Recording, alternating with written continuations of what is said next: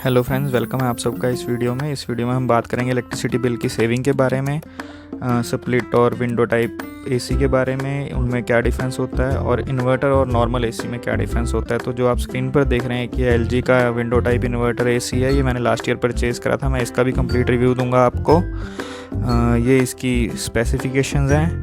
तो ये मैंने पूरा 1 साल एनालाइज करा है इसमें, और जो पुराना एसी था उसमें क्या मुझे बेनिफिट रहे, इसको परचेज़ करने के बाद मेरी कितनी इलेक्ट्रिसिटी कंजम्पशन कम हुई। ये इसका पैनल देख सकते हैं, जो इंडिकेटिंग पैनल होता है वो ऐसा है कुछ। तो दोस्तों मैं आपको बताऊं, काफ़ी बड़ा डिफरेंस आया लास्ट ईयर जब मैं स्प्लिट एसी यूज़ करता था पहले वाला नॉर्मल। फिर ये जब मैं इस पे गया इन्वर्टर एसी पे, तो बिल कंजम्पशन में बहुत ही ज़्यादा डिफरेंस आया। आप ये देखिए स्क्रीन पर, ये जो विंडो एसी दिख रहा है वो कुछ इस टाइप का होता है। विंडो एसी में क्या होता है कि एक सिंगल मोटर यूज़ होती है फ़ैन को रन करने के लिए, जो कि आपके अंदर भी हवा फेंकता है और गर्म हवा को बाहर फेंकता है। वो एक सिंगल मोटर से ऑपरेट होता है। और जबकि स्प्लिट एसी में ये मोटर जो होती हैं वो 2 होती हैं। इंडोर यूनिट में अलग होती हैं, आउटडोर यूनिट में अलग होती हैं। तो तकरीबन 300-400 वाट का फ़र्क तो यहीं पड़ जाता है, जिससे कि काफ़ी यूनिट कंजम्पशन में काफ़ी कमी होती है। तकरीबन 4-5 यूनिट आपके कह लो कि डेली बेसिस पे बच जाएंगे। अगर आप स्प्लिट से विंडो पर शिफ्ट हो रहे हैं तो तकरीबन 4-5 यूनिट का फ़र्क आपका पर डे में ही आ जाएगा। और ये इसमें सिर्फ फ़र्क इतना है कि जहाँ पे आपको एक तो रिक्वायरमेंट कैसी है, मींस कि आसपास की एम्बियंस कैसी है, विंडो लग सकता है या नहीं लग सकता है। दूसरा साइलेंट ऑपरेशन का होता है। जो पुराने एसी हैं वो कॉन्ट्रैक्टर से ऑन ऑफ होते हैं, मतलब कि रिले से ऑन ऑफ होते हैं, तो उनमें टक टक की आवाज़ आती है, तो विंडो में ज़्यादा आती है। और जो स्प्लिट है उसका साइलेंट ऑपरेशन होता है, उसमें बाहर लगे होते हैं। वो जो टक टक करने वाली डिवाइस है वो आउटडोर में लगी होती है। अब आप जो स्क्रीन पे देख रहे हैं ये एक रोटरी टाइप कंप्रेसर है। उससे पहले जो आपने देखा वो एक पिस्टन टाइप कंप्रेसर था जो पुराने एसी में आया करता था। अच्छा, रोटरी में जो नीचे ये आप देख रहे हैं इसमें मोटर होती है, उसके नीचे कंप्रेस करने का ये रिंग होती है। जो पुराने वाले थे जो आपने सबसे पहले स्क्रीन पे देखा उसमें पिस्टन मूव करता था, इसमें ये रिंग्स मूव करती हैं। ये अंदर जो आप देख रहे हैं ना, कंप्रेस करने के लिए गोल गोल रिंग्स होती हैं। सिंगल है तो उसे सिंगल रोटरी कहते हैं, 2 रिंग्स हैं तो उसे 2 ट्विन रिंग कह देते हैं। अब इन्वर्टर एसी में भी ऐसे रिंग्स ही होते हैं। ये single inverter, dual inverter, triple inverter, वो रिंग्स के हिसाब से ही नाम दिया होता है इन्हें। जितने उसमें रिंग्स लगे होते हैं कंप्रेसर में, उसको कंप्रेस करने के लिए गैस को। और ये कुछ उसी एसी की डिटेल है विंडो एसी की। 10 ईयर्स वारंटी मिलती है, स्टेबलाइज़र फ्री ऑपरेशन है, R32 गैस यूज़ होती है। अच्छा, ये एप्लीकेशन से भी कनेक्ट हो जाता है अगर आप इसका वाईफाई मॉडल लो तो। और ये ड्यूल इन्वर्टर टाइप है। ये कुछ डाटा है जो मैंने निकाला है इसकी ऐप से। ये मेरा पर डे का डाटा है। इस दिन मैंने मैक्सिमम यूज़ करा था तकरीबन 20 घंटे, और मेरी कंजम्पशन आई थी 6.5 kWh। तो आप देख सकते हैं कि 20 घंटे चलने के बाद इसने सिर्फ 6.5 kWh की कंजम्पशन दी। kWh यूनिट्स को ही कहते हैं। और ये वीक का डाटा है। इसमें पूरे वीक में इसने 27.8 यूनिट्स कंज्यूम करे हैं। ये इसकी ऐप है, मैं आपको ऐप दिखा देता हूँ कैसे यूज़ होती है।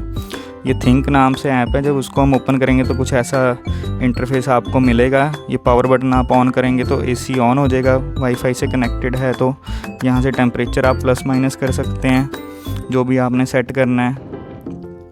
उसके बाद इसके फ़ैन की स्पीड है, लो मीडियम हाई, जो भी आप चाहते हैं वो कर सकते हैं। फिर आप ऊपर राइट कॉर्नर पे क्लिक करेंगे तो इसका ये एनर्जी मॉनिटरिंग फ़िल्टर मैनेजमेंट दिख जाएगा। फ़िल्टर मैनेजमेंट में आपको रिमेनिंग फ़िल्टर दिख रहा होगा। और एनर्जी मॉनिटरिंग से आप इसका डाटा देख सकते हैं कि इसने कितनी बिजली कंज्यूम करी है, पर डे में कितनी करी है, वीक में कितनी करी है, मंथ में कितनी करी है, ईयर में कितनी करी है। ये ग्राफ दिख जाता है आपको कि भी कितना ग्राफ रहा, कितनी कंजम्पशन का ग्राफ ईजिली दिख जाता है। एक्चुअली मेरा डाटा लॉस हो गया था पिछले साल का भी और ये स्टार्टिंग के मंथ्स का भी, तो इस वजह से मैं पूरे साल का डाटा नहीं दिखा पा रहा हूँ आपको, सिर्फ अभी 1-1.5 महीने का दिखा पा रहा हूँ। तो अब इसमें हाँ एक कूल और ये वाले फीचर भी हैं ऊपर। जैसे कूल पे क्लिक करें तो कूल ड्राई, एनर्जी मॉनिटरिंग, ये फीचर एनर्जी सेवर का फीचर होता है। इसमें क्या होता है, आपका एसी चल के जब आपका वो टेम्परेचर अटेन हो जाएगा तो बंद हो जाएगा, और कूल मोड में वो बंद नहीं होगा, उसका कंप्रेसर स्लो हो जाएगा अगर वो पर्टिकुलर टेम्परेचर अटेन हो जाते तो ये डिफरेंस है दोस्तों इसमें एनर्जी मॉनिटरिंग और कूल वाले फंक्शन में। तो अब हम इसका एनालाइज करते हैं यूनिट कंजम्पशन का डाटा। एक जो इन्वर्टर एसी है वो यूनिट कितने कंज्यूम करता है और जो एक नॉर्मल एसी है वो कितने कंज्यूम करता है। मैंने तो इसको मल्टीमीटर लगा के भी एनालाइज़ करा है, वैसे भी ऐप के थ्रू भी मॉनिटर करा है। मतलब मैंने मल्टीमीटर लगा के क्रॉस चेक भी करा है कि जो ये इतनी कम कंजम्पशन दिखा रहा है कहीं ऐसा तो नहीं कि ये फेक है या कुछ ऐसा है। तो मल्टीमीटर लगा के भी मैंने देखा इसमें एम्पियर्स जो थे वो पहले के मुकाबले काफ़ी कम चल रहे थे। पहले जो मैं यूज़ करता था वो स्प्लिट एसी था। यहाँ पे जो मैंने विंडो टाइप लिखा है, अगर आपने विंडो टाइप की कैलकुलेशन करनी है तो आप इसको 15 यूनिट्स पर डे लेके चलना कंजम्पशन। अभी जो मैं यहाँ पर लूँगा वो मैं स्प्लिट एसी की कंजम्पशन लूँगा, जो कि मैंने पर्सनली यूज़ भी करा था और उसका डाटा मैंने पर्सनली एनालाइज भी करा था। एनर्जी भी मैंने मॉनिटर करी थी, मीटर पे मैं रीडिंग्स भी डेली बेसिस पे देखता था कि कितनी पर डे में मेरा मीटर एनर्जी मीटर चल रहा है। तो जो 20 आवर्स कंजम्पशन मैंने आपको पहले बताई कि 6.5 kWh आई थी, जो मैंने मैक्सिमम रन करा था एक दिन में ये। और जबकि जो स्प्लिट एसी था अगर मैं वो 9 घंटे चलाता था तो उसकी कंजम्पशन तकरीबन 20 यूनिट या 20 से अबव ही रहती थी। तो हम ये कैलकुलेशन इजी करने के लिए 20 यूनिट ही ले रहे हैं। अगर आपने विंडो टाइप लेना है तो इसको 15 यूनिट लेना है, ठीक है। KWH और यूनिट सेम चीज़ होती है। तो जो स्प्लिट एसी था जब उसमें मैंने मल्टीमीटर लगाया, क्लैंप ऑन मीटर, तो स्टार्टिंग एम्पेयर उसके 13 एम्पेयर से स्टार्ट होते थे जब उसका कंप्रेसर ऑन होता है, और फिर रनिंग एम्पेयर उसके 8 एम्पेयर या 9 एम्पेयर ऐसे चलते रहते थे। और ये हर बार ही होता है, जितनी बार एसी ऑन ऑफ होता है, कंप्रेसर उसका ऑन ऑफ होता है, ये हर बार ही होगा। और जो स्टार्टिंग एम्पेयर इसमें इन्वर्टर एसी विंडो टाइप में चलते हैं वो 5 या 6 एम्पेयर से स्टार्ट होता है, और उसके बाद फिर ये 1-1.5 एम्पेयर पे भी मैंने चलते हुए देखा है इसको। और ये सिंगल टाइम 5-6 एम्पेयर से स्टार्ट होएगा, हर बार ही नहीं, सिंगल टाइम, क्योंकि इसमें कॉन्ट्रैक्टर ऑन ऑफ वाला वो नहीं है फंडा। इसमें मोटर की स्पीड कम हो जाती है, जो कंप्रेसर में डीसी मोटर होती है उसकी स्पीड स्लो हो जाती है और फास्ट हो जाती है एज़ पर रिक्वायरमेंट। तो ये बहुत बड़ा डिफरेंस है इन्वर्टर एसी और नॉर्मल एसी में। जो इसका इन्वर्टर एसी का कंप्रेसर है वो वेरिएबल स्पीड का है, वो कम ज़्यादा हो जाता है एज़ पर रिक्वायरमेंट। और जो स्प्लिट एसी या जो नॉर्मल एसी पुराने टाइप के आते हैं उसने एक ही स्पीड पर चलना होता है, चाहे कुछ भी हो रहा है, चाहे उसको सर्दियों में भी ऑन कर लो तब भी वो उतनी स्पीड पर चलेगा। कोई मतलब कि अगर कंप्रेसर ऑन होगा तो सिंगल स्पीड मोटर होती है वो। और एसी और इन्वर्टर, जो पुराने नॉर्मल और इन्वर्टर एसी हैं, उनमें फ़र्क ही यही है कि उसका सिंगल स्पीड का कंप्रेसर होता है नॉर्मल एसी का, और इन्वर्टर एसी का वेरिएबल स्पीड का होता है। मैंने अपने जैसे कई फ्रेंड्स को कई बार रिकमेंड करा कि इन्वर्टर एसी ले लो यार, तो वो कहते हैं कि यार हमारे घर में तो इन्वर्टर लगा नहीं हुआ, तो इन्वर्टर एसी का करेंगे क्या। तो उनको लगता है कि भैया इन्वर्टर पे चलता है, ऐसा कुछ नहीं है। वो सिर्फ जो एसी करंट को डीसी में इन्वर्ट करता है, इस करके उसे इन्वर्टर एसी कहते हैं, उसमें इन्वर्टर सर्किट लगा होता है। और इसी रीज़न से मैं ये वीडियो बना रहा हूँ कि अवेयरनेस नहीं है लोगों को।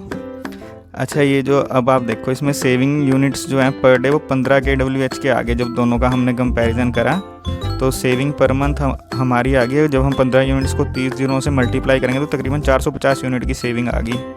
अब हम अगर 8 रुपये बिजली का बिल मान के बिजली पर यूनिट मान के चलें, 8 रुपये हमें कॉस्ट करती है पर यूनिट अप्रॉक्सीमेट, अगर हम मान के चलें तो 450 × 8 जो भी आएगा वो हमारी महीने की सेविंग हो जाएगी। और ये ऊपर जो मैंने इसको 5 kWh एवरेज करके लिया था, वो कैलकुलेशन इजी करने के लिए करा था कि हम से 5 kWh मान लेते हैं कि एवरेज हमारी 5 यूनिट की चलेगी पर डे की। तो उस एवरेज के हिसाब से देखो 3600 रुपये पर मंथ की सेविंग आ रही है। अब हम इसे कैलकुलेटर में चल के मैं आपको लॉन्ग टर्म का बता देता हूँ। ये तो रही 1 महीने की बात। अब देखो 15 ये यूनिट हो गए पर डे के, 30 दिन हो गए, ये 450 यूनिट की सेविंग होगी 1 महीने की। अब इसको हम 8 रुपये से मल्टीप्लाई करें तो 3600 रुपये सेविंग होगी 1 महीने की। इसको अब हम अगर 6 महीने से मल्टीप्लाई करें तो 1 सीज़न की सेविंग होगी 21,600 रुपये की। और इसको अगर हम 15 साल से मल्टीप्लाई करें तो 3,24,000 की सेविंग आ रही है। मतलब हमने एसी की लाइफ 15 साल मान के रखी है कि 15 साल में हमें पैसे बचा देगा हमारे 3,24,000। अच्छा, ये जो आप देख रहे हैं ये पिस्टन टाइप पुराना कंप्रेसर है जिसमें पिस्टन मूव करता था, और ये पिस्टन जो मूव करता था वो ज़्यादा एनर्जी लेता था। फिर उसके बाद इन्वेंट हुआ रोटरी कंप्रेसर, जो आप स्क्रीन पे देख रहे हैं। ये जो रोटरी कंप्रेसर है ये पिस्टन से ज़्यादा एफिशिएंट होता है, कम बिजली लेता है सेम काम करने के लिए। फिर उसके बाद इन्वेंट हुए ड्यूल रोटरी, ट्रिपल रोटरी। ये जो होती है इनकी एफिशिएंसी और ज़्यादा होती है as compare to one rotary की। टू रोटरी की वन रोटरी से ज़्यादा होगी, थ्री रोटरी की टू रोटरी से ज़्यादा होगी। तो ये आगे से आगे टेक्नोलॉजी है, इन्वेंशन होती गई। अब ये जो आप जो स्प्लिट एसी लगाने का हमारा मेन पहले मकसद हुआ करता था वो होता था साइलेंट ऑपरेशन, कि जो विंडो एसी में जैसे पहले आवाज़ आती थी रिले ऑपरेट होने की, टक टक, जब भी वो ऑन ऑफ होता था, वो ना आए स्प्लिट एसी में। तो जो अब इन्वर्टर विंडो एसी होता है उसका जो कंप्रेसर है वो ऑन ऑफ रिले से नहीं होता है, वो वैसे ही वेरिएबल स्पीड का होता है। वो उसको इलेक्ट्रॉनिक सर्किट के थ्रू कमांड जाती है कि अब स्लो हो जाए, अब फास्ट हो जाए। तो उसमें वो कॉन्ट्रैक्टर वाला फंडा है ही नहीं, उसमें कोई टक टक की आवाज़ है ही नहीं। तो जिनके पास विंडो एसी लगाना पॉसिबल है और उन्हें साइलेंट ऑपरेशन चाहिए, तो वो नीड विंडो इन्वर्टर एसी में ही फुलफ़िल हो जाती है। तो ये भी एक बड़ा एडवांटेज है और एक टेक्नोलॉजी में एडवांसमेंट है कह लीजिए आप, कि एक वो चीज़ भी एलिमिनेट हो गई है जो टक टक की आवाज़ आया करती थी। तो फ्रेंड्स, मैं उम्मीद करता हूँ कि अब आपको क्लियरिटी मिल गई होगी window AC, split AC, inverter AC, पुराने AC, new inverter AC technology के बारे में। तो अब आप इजीली डिसीजन ले सकते हैं कि कौन सा आपको बाय करना चाहिए। फिर भी अगर कोई क्वेश्चन या डाउट आता है माइंड में तो कमेंट में आप पूछ लीजिएगा, मैं उसका रिप्लाई कर दूँगा। तो बहुत बहुत शुक्रिया आपका वीडियो देखने के लिए। Thank you so much.